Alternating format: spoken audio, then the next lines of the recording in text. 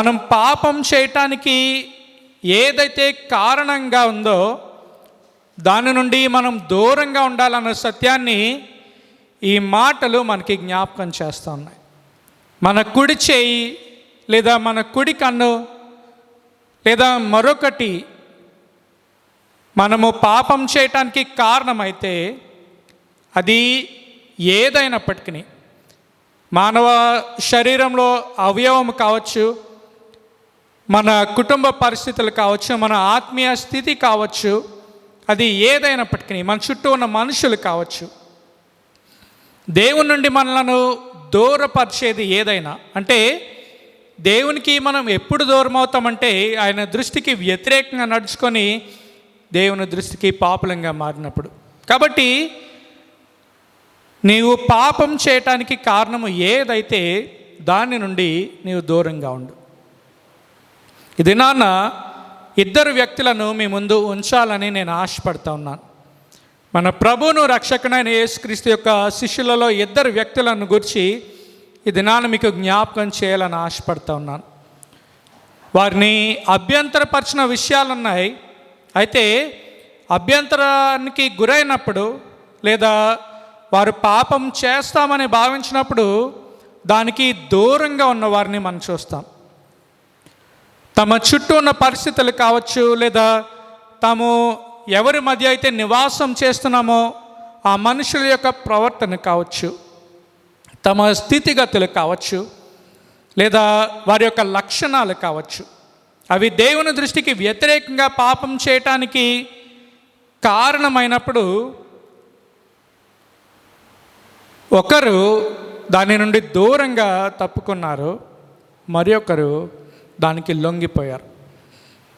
యేసయ్య శిష్యులలో ముఖ్యంగా పరిగణించబడిన పేతురుని గూర్చి దినాన్ని మీకు జ్ఞాపకం చేయాలని ఆశపడుతూ ఉన్నాను. అలాగే 30 వెండి నాణాలకు ఆయన్ను అమ్మి వేసిన ఇస్కరియోతు యూదాని ఈ దినాన్ని మీకు జ్ఞాపకం చేయాలని నేను ఆశపడుతూ ఉన్నాను. వీరిరువురు కూడా వారి చుట్టూ ఉన్న పరిస్థితులు వారిని ప్రభావితం చేశాయి. ఇరువురిని కూడా వారి చుట్టూ ఉన్న పరిస్థితులు ప్రభావితం చేశాయి. పోయిన ఆదివారం మనం జ్ఞాపకం చేసుకున్నాం మగ్దలేనే మరియను గూర్చి. మగ్దలేనే మరియను కూడా ఆమె చుట్టూ ఉన్న పరిస్థితులు ప్రభావితం చేశాయి. అయితే ఎప్పుడైతే యేసయ్యను ఆమె ఎదుర్కొందో ఆమె జీవితంలో మార్పు సంభవించినట్లుగా మనం జ్ఞాపకం చేసుకున్నాం. అలాగే పేతురును గురించి మనం ఆలోచన చేసినట్లయితే పేతురును కూడా అతని కుటుంబ పరిస్థితులు కావచ్చు, అతను నివాసం చేస్తున్న ప్రాంతంలో ఉన్న పరిస్థితులు కావచ్చు ప్రభావితం చేశాయి. పేతురును గురించి మనం ఆలోచన చేసినట్లయితే యోహాను సువార్త 1వ అధ్యాయము 43వ వచనం నుండి తదుపరి వచనాల్లో వ్రాయబడిన మాటలు మనం చూస్తే పేతురు బేత్సైదా వాడిగా ఇక్కడ వ్రాయబడి ఉంది. యోహాను సువార్త 1వ అధ్యాయము 43వ వచనం మనం చూస్తే, మరునాడు ఆయన గలిలయకు వెళ్ళగోరి ఫిలిప్పును కనుగొని నన్ను వెంబడించమని అతనితో చెప్పాను. ఫిలిప్పు బేత్సైదా వాడు, అనగా అంద్రెయ పేతురు అని వారి పట్టణపు కాపురస్తుడు. బేత్సైదా పట్టణం నుండి 12 మంది శిష్యులలో 3 దేవుని చేత యేసయ్య చేత ఎన్నుకోబడ్డారు. పేతురు, అంద్రెయ, అలాగే ఫిలిప్. ఈ 3 కూడా బేత్సైదా పట్టణానికి చెందినవారు. అయితే బేత్సైదాలో ఉన్న పరిస్థితులు వారిని అభ్యంతరపరిచాయి. వారిని విగ్రహారాధన తట్టు మళ్ళుకోవటానికి అక్కడున్న పరిస్థితులు కారణమయ్యాయి. ఫలితాన్ని మనం చూస్తే మత్తయి సువార్తలోనే మనం చూస్తాం. మత్తయి సువార్త 8వ అధ్యాయము 5వ వచనం నుండి మనం చూస్తే ఆయన కపెర్నహూములో ప్రవేశించి ఒక శతాధిపతి యొక్క దాసుని స్వస్థపరిచిన విధానాన్ని మనం చూస్తాం. కపెర్నహూములోనే 14వ వచనం నుండి మనం చూస్తే, తరువాత యేసు పేతురింటిలో ప్రవేశించి జ్వరముతో పడి ఉన్న అతని అత్తను చూచి ఆమె చేయి ముట్టగా జ్వరము ఆమెను విడిచెను. అంతటా ఆమె లేచి ఆయనకు పరిచారం చేయసాగాను. కపెర్నహూములో ఆయన పేతురు ఇంటిలో ప్రవేశించినట్లుగా మత్తయి సువార్తికుడు ఇక్కడ వ్రాస్తూ ఉన్నాడు. యోహాను సువార్తలో అయితే 1వ అధ్యాయం 43వ వచనంలో మనం చూస్తాం, పేతురు బేత్సైదా వాడని. బేత్సైదా పట్టణం నుండి పేతురు, అంద్రెయ, ఫిలిప్ అనే 3 శిష్యులను ఆయన ఎన్నుకున్నాడు. కానీ మత్తయి సువార్తికుడు ఇదే పేతురును కపెర్నహూముకు చెందినవానిగా అతని గురించి ఇక్కడ ప్రస్తావిస్తూ ఉన్నాడు. దీనికి గల కారణం ఏంటి? ఇతడు బేత్సైదా వాడా లేదా కపెర్నహూము వాడా? మొదటిగా ఇతని యొక్క జన్మస్థలము బేత్సైదా. కానీ క్రీస్తు శకం 30వ సంవత్సరంలో బేత్సైదా ప్రాంతంలో ఉన్న పరిస్థితులు ఇతన్ని అభ్యంతరపరిచాయి. మనందరికీ తెలుసు, యేసయ్య జన్మించినప్పుడు బాలుడైన యేసును సంహరించడానికి రాజైన హేరోదు ప్రయత్నించడం మనకు తెలుసు. అతని మరణం తరువాత రాజ్యము 4 భాగాలుగా విడిపోయింది. అతని కుమారులలో 3 అలాగే ఒక కుమార్తె ఈ రాజ్యాన్ని సమభాగాలుగా పంచుకున్నారు. వారి పేర్లు ఏంటంటే, అర్కెలా ఒక కుమారుని పేరు, ఫిలిప్పు ఒక కుమారుని పేరు, అంతిప ఒక కుమారుని పేరు. వీరందరినీ కూడా వారి పేర్లకు ముందు హేరోదు అనే టైటిల్ వారికి ఇవ్వబడింది. హెరడ్ అంటిపస్, అలాగే హెరడ్ అర్కెలాస్, అలాగే హెరడ్ ఫిలిప్. ఈ 3 కూడా రాజ్యాన్ని విభజించుకున్నారు. కాబట్టి హేరోదు ఫిలిప్ అనే హేరోదు యొక్క కుమారునికి బేత్సైదా ప్రాంతం ఇవ్వబడింది. బేత్సైదా ప్రాంతాన్ని ఏలినది ఫిలిప్పు. ఇతడు మహాహేరోదు యొక్క కుమారులలో ఒకడు. ఇతడు రోమా చక్రవర్తి అయిన సీజర్ అగస్టస్, కైసర్ ఔగుస్తును, అతని కుటుంబ సభ్యులను మెప్పించడానికి ప్రయత్నించిన వారిలో ఒకడు. వాస్తవానికి ఇతడు ఏలిన దినాల్లో కైసర్ ఔగుస్తు సజీవునిగా లేడు. కానీ అతని భార్యలలో ఒక స్త్రీ, ఈమె పేరు జూలియా అగస్టా. కైసర్ ఔగుస్తుకి 3 భార్యలు ఉన్నారు. వారిలో ఒక స్త్రీ పేరు జూలియా అగస్టా. అయితే ఈమె కైసర్ ఔగుస్తు యొక్క మరణం తరువాత రోమా సామ్రాజ్యాన్ని ఏలిన మొట్టమొదటి స్త్రీ. కైసర్ ఔగుస్తు మరణం తర్వాత రోమా సామ్రాజ్యాన్ని ఏలిన మొట్టమొదటి స్త్రీ ఈ జూలియా అగస్టా. అయితే ఈమె క్రీస్తు శకం 29వ సంవత్సరంలో ఈమె మరణించింది. అలాగే కైసర్ ఔగుస్తు యొక్క పెద్ద కుమార్తె పేరు జూలియా. వీరిరువురి పేర్లలో కూడా జూలియా అనే పదం ఉంది. ఈ ఫిలిప్పు చేసిన పని ఏంటంటే, బేత్సైదా పట్టణం యొక్క పేరును మార్చాడు. క్రీస్తు శకం 30వ సంవత్సరంలో బేత్సైదా అనే పేరును తీసివేసి జూలియా అనే పేరును ఈ పట్టణానికి పెట్టాడు. అంత మాత్రమే కాదు, జూలియా అగస్టా అనే కైసర్ ఔగుస్తు యొక్క భార్య, అలాగే మొట్టమొదటి రోమా సామ్రాజ్యాన్ని వెళ్ళిన స్త్రీ యొక్క పేరుతో ఒక నాణాన్ని ఇతడు విడుదల చేశాడు. అంత మాత్రమే కాదు, ఆమె గౌరవార్థం ఒక ఆలయాన్ని నిర్మించాడు. ఇవన్నీ కూడా బేత్సైదా ప్రాంతంలోనే ఇతడు చేశాడు. దాని యొక్క ఫలితం ఏంటంటే, యూదుల పట్టణమైన బేత్సైదా దాని యొక్క ఉనికిని కోల్పోయింది. అంతవరకు వారి యొక్క పట్టణాల్లో ఒక ప్రముఖమైన పట్టణం బేత్సైదా. అయితే ఎప్పుడైతే ఫిలిప్ యొక్క ఏలుబడి ప్రారంభమైందో క్రమక్రమంగా ఈ పట్టణం తన యొక్క ఉనికిని కోల్పోయింది. తన యొక్క జూయిష్ ఐడెంటిటీని బేత్సైదా పట్టణం కోల్పోయి విగ్రహారాధన ఈ పట్టణంలో ప్రారంభమైంది. కాబట్టి పేతురు ఈ పట్టణాన్ని విడిచి కపెర్నహూము పట్టణంలో స్థిరపడినట్లుగా మనం చూస్తాం.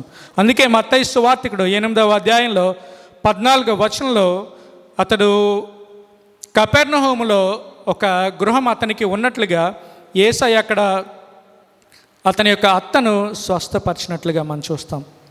కపెర్నహూముకు పేతురు తన మక్కా మార్చాడు. కపెర్నహూములో ఒక గృహాన్ని కొనుగోలు చేశాడు. యేసు యొక్క పరిచర్ను కూడా మనం గమనించినట్లయితే ఆయన జన్మించింది యోదయలోని బెత్లెహేములో, ఆయన పెరిగింది గలిలయలోని నజరేతులో. కానీ ఆయన పరిచర్య 3.5 సంవత్సరాల పరిచర్య జీవితంలో దాదాపుగా 3 సంవత్సరాలు ఆయన కపెర్నహూములోనే ఉన్నాడు. కపెర్నహూముకు ద టౌన్ ఆఫ్ జీసస్ అనే పేరు ఉంది. నజరేయుడైన యేసు అని ఆయన పిలువబడ్డాడు నజరేతులో పెరిగిన కారణంగా. కానీ ఆయన 3.5 సంవత్సరాల పరిచర్య జీవితంలో 3 సంవత్సరాలు కపెర్నహూము పట్టణంలోనే ఆయన నివాసం చేస్తూ అక్కడ పరిచర్య జరిగించాడు. అందుకే కపెర్నహూముకు ద టౌన్ ఆఫ్ జీసస్ అనే బిరుదు ఇవ్వబడింది. కపెర్నహూమును ఆయన ఎన్నుకోవటానికి కారణం ఏంటంటే, కపెర్నహూము అనేది ఆ దినాల్లో ఒక ముఖ్య వ్యాపార కేంద్రానికి చాలా సమీపంలో ఉంది. వియా మారిస్ అని పిలువబడే ఒక ముఖ్యమైన ట్రేడ్ రూట్కి ఈ కపెర్నహూము చాలా సమీపంగా ఉంది. ఎంతోమంది అన్యులు యూదేతరులు వచ్చిపోతూ ఉండే పట్టణం కపెర్నహూము. కాబట్టి యూదులకు మాత్రమే కాదు, యూదేతరులకు కూడా సువార్త ప్రకటించడానికి వీలుగా ఉంటుందనే ఉద్దేశంతో ఆయన 3.5 సంవత్సరాల పరిచర్య జీవితంలో 3 సంవత్సరాలు కపెర్నహూములోనే ఆయన నివాసం చేశాడు. ఏది ఏమైనప్పటికీ బేత్సైదా విడిచి కపెర్నహూములో అతడు నివాసం చేయడం అనేది అతని యొక్క ఆత్మీయ ఎదుగుదలకు, అలాగే తన బోధకునికి ఇంకా సమీపంగా జీవించడానికి పేతురుకు దోహదపడింది. కపెర్నహూములో ప్రవేశిస్తే కపెర్నహూము పట్టణంలో పేతురు యొక్క గృహం యొక్క శిథిలాలు అవి లభ్యమయ్యాయి. ఆ శిథిలాలు మనం గమనిస్తే చాలా మంది చరిత్రకారులు ఏమంటారంటే, కపెర్నహూము పట్టణంలో ఈ గృహంలో పేతురు గృహంగా చెప్పబడుతున్న ఇంటిలో చాలా గదులు నిర్మించబడ్డాయని, 1 కంటే ఎక్కువ కుటుంబాలు అక్కడ నివాసం చేసినట్లుగా చరిత్రకారులు కనుగొన్నారు. దానికి గల కారణం ఏంటంటే, పేతురు అతని అత్త ఆ గృహంలో ఉన్నారు. వారితో పాటుగా యేసయ్య కూడా ఆ గృహంలో ఆయన నివాసం చేస్తూ వారిని తరచుగా సందర్శించేవాడని చరిత్రకారులు భావిస్తూ ఉన్నారు. బేత్సైదాలో అయితే బేత్సైదా పట్టణం విగ్రహారాధనకి కేంద్రస్థానంగా మారింది.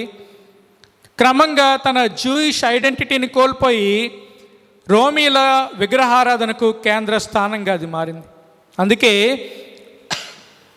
ఆయన కొరాజీను, బేత్సైదా అనే పట్టణాలను గద్దించడం మనకు తెలుసు.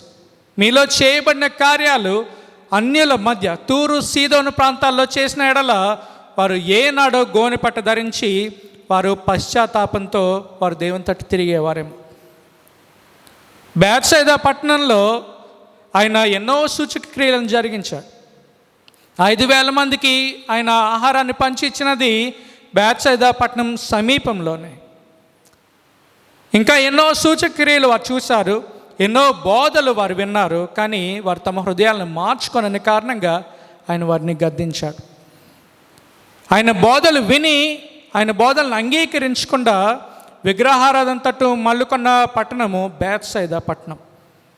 పేతురు ఇది తనకు అభ్యంతరకరంగా ఉన్న కారణం చేత బేత్సైదా విడిచిపెట్టి కపెర్నహూములో అతడు నివాసం చేశాడు. మత్తయి సువార్త 4వ అధ్యాయాన్ని మనం చూస్తే, మత్తయి సువార్త 4వ అధ్యాయము 17వ వచనం నుండి మనం చూస్తే, అప్పటి నుండి యేసు 12వ వచనంలో మనం చూస్తాం, యోహాను చెరపట్టబడినని యేసు విని గలిలయకు తిరిగి వెళ్ళి నజరేతు విడిచి జెబూలూను నఫ్తాలి అను దేశంలో ప్రాంతములలో సముద్ర తీరమందలి కపెర్నహూమునకు వచ్చి కాపురం ఉండెను. ఆయన నజరేతును విడిచి కపెర్నహూమునకు వచ్చి ఆయన కాపురం ఉండెను అని మత్తయి సువార్త ఇక్కడ తెలియజేస్తూ ఉన్నాడు. కపెర్నహూములో ఆయన కాపురం ఉన్నాడు. కపెర్నహూము పట్టణంలో ఆయనతో పాటుగా పేతురు నివాసం చేశాడు.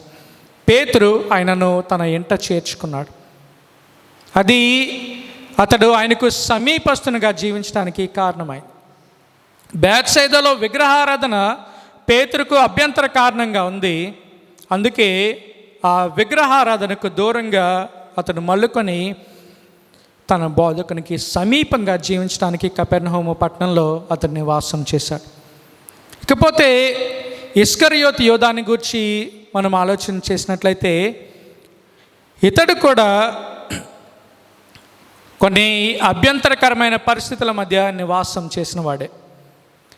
ఇస్కరియోతు యోధ ఈ పేరును గురించి మనం ఆలోచన చేసినట్లయితే వాస్తవానికి ఈ వ్యక్తి యొక్క పేరు కేవలం యూదా మాత్రమే. యూదా అనేది చాలా కామన్ నేమ్. యూదా అనే పేరుతో చాలామంది వ్యక్తులు ఉన్నారు. కాబట్టి వారి నుండి డిఫరెన్షియేట్ చేయటానికి ఇస్కరియోతు యూదా అని అతడు పిలువబడ్డాడు. ఇస్కరియోతు అనేది అతని ఇంటి పేరు కాదు. ఆ దినాల్లో ఒక వ్యక్తిని అతని తండ్రి పేరును బట్టి తండ్రి పేరుతో పిలిచేవారు. యోహాను కుమారుడు అయిన సీమోను అని యేసయ్య పేతురును సంబోధించడం మనకు తెలుసు. ఈ రీతిగా తండ్రి పేరుతో ఒక వ్యక్తిని గుర్తించడం అనేది సహజంగా జరిగేది. మగ్దలేనే మరియ పేరును మనం గమనిస్తే ఆమె మగ్దాల అనే ప్రాంతానికి చెందిన స్త్రీ కాబట్టి మగ్దలేనే మరియ అని ఆమె పిలువబడింది. అదే రీతిగా ఇస్కరియోతు యోధా కూడా కెరియోతు అనే పట్టణానికి చెందిన వ్యక్తి. ఇస్కరియోతు అనే పదానికి అర్థం ఏంటంటే కెరియోత్ అనే పట్టణానికి చెందిన యోధ. Judas the man of కెరియోత్. Iscariot యోధ అంటే కెరియోత్ అనే పట్టణానికి చెందిన యోధ అని అర్థం. కెరియోత్ అనేది అతడు నివాసం చేసిన ప్రాంతం. ఏ రీతిగా పేతురు బేత్సైదా ప్రాంతానికి చెందినవాడో ఈ యోధ కెరియోత్ అనే పట్టణానికి చెందినవాడు. ఈ కెరియోత్ అనే పట్టణము 2 పట్టణాలు ఉన్నాయి. ఇశ్రాయేలు దేశం యొక్క మ్యాప్ను మనం గమనించినట్లయితే యోధా వారికి ఇవ్వబడిన భూభాగంలో ఒక కెరియోత్ అనే పట్టణం ఉంది. అలాగే సరిహద్దు దాటి ఆ దినాల్లో మోయాబీల భూభాగంలో ప్రవేశిస్తే అక్కడ కూడా కెరియోత్ అనే ఒక పట్టణం ఉంది.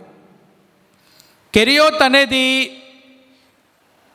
మొదటగా మోయాబీల ప్రాంతాన్ని గురించి మనం ఆలోచన చేసినట్లయితే ఇది ఒక మోయాబీల ప్రాంతం అయితే దాన్ని బట్టి ఈ యోధ ఒక అన్యుడు అవ్వాలి.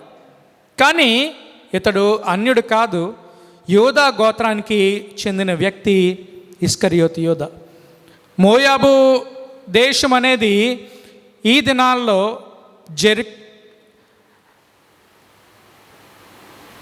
జోర్డన్ దేశంగా పిలువబడుతుంది. జోర్డన్ దేశం ఉన్న భూభాగం ఆ దినాల్లో మోయాబీల ఆధీనంలో ఉండేది. కాబట్టి కెరియోత్ అనేది మోయాబీల పట్టణం. యేసయ్య యొక్క శిష్యుల్లో యూదేతరులు ఎవరూ లేరు. కాబట్టి ఈ యూద ఈ మోయాబీల దేశానికి చెందిన కెరియోత్ అనే పట్టణ కాపురస్తుడైతే కాదు. మరొక పట్టణాన్ని మనం గమనిస్తే కెరియోత్ హెజ్రోన్ అనే ఒక పట్టణం యెరూషలేమునకు సమీపంలో ఉంది. యెరూషలేముకు సమీపంగా దాదాపుగా 25 మైళ్ళ దూరంలో కెరియోత్ హెజ్రోన్ అనే ఒక పట్టణం ఉంది. ఈ కెరియోత్ అనే పట్టణానికి చెందిన వ్యక్తి ఇస్కరియోతు యోధ. యెరూషలేమునకు సమీపంగా ఉండటం అనేది యోధాను ఎంతగానో ప్రభావితం చేస్తుంది. ఎందుకంటే యెరూషలేమునకు సమీపంలో ఉన్నాడు. యెరూషలేం దేవాలయంలో ఎటువంటి పండుగ ఉన్నప్పటికీ, ఎటువంటి గ్యాదరింగ్ ఉన్నప్పటికీ అతడు దాన్ని అటెండ్ అవటానికి అవకాశం ఉంది. కాబట్టి ఆ దినాల్లో ఎంతోమంది బోధకుల ద్వారా అతడు వాక్య ధ్యానాల్లో పాల్గొనేవాడు. అతడు మెస్సియాను గూర్చి విన్న విషయాలు ఏంటంటే మెస్సియా వస్తాడు, రోమా సామ్రాజ్యాన్ని కూలద్రోస్తాడు, యూదా సామ్రాజ్యాన్ని ఏర్పాటు చేస్తాడు. ఇది ఇతని యొక్క నిరీక్షణ. కానీ మెస్సియా రాకను మనం గమనించినట్లయితే ఆయన యూదుల రాజుగా తన గురించి తాను చెప్పుకున్నప్పటికీ ఒక రాజులో ఉండవలసిన లక్షణాలు అతనిలో లేవు, ఆయనలో లేవు. ఆయన నా రాజ్యం ఈ లోక సంబంధమైనది కాదు అని పలికిన మాటలు మనకు తెలుసు. ఆయన రాజ్యము ఈ లోక సంబంధమైనది కాదు. తలవాల్చుకున్నట్టుకైనాను స్థలం లేని స్థితిలో ఆయన జీవించాడు. ఆయన తన మొదటి రాకలో నక్కలకు బొరియలు ఉన్నాయి, ఆకాశ పక్షులకు గూళ్ళు ఉన్నాయి, కానీ మనుష్య కుమారునికి తలవాల్చుకున్నట్టుకైనాను స్థలం లేదు అని ఆయన పలికిన మాటలు మనకు తెలుసు.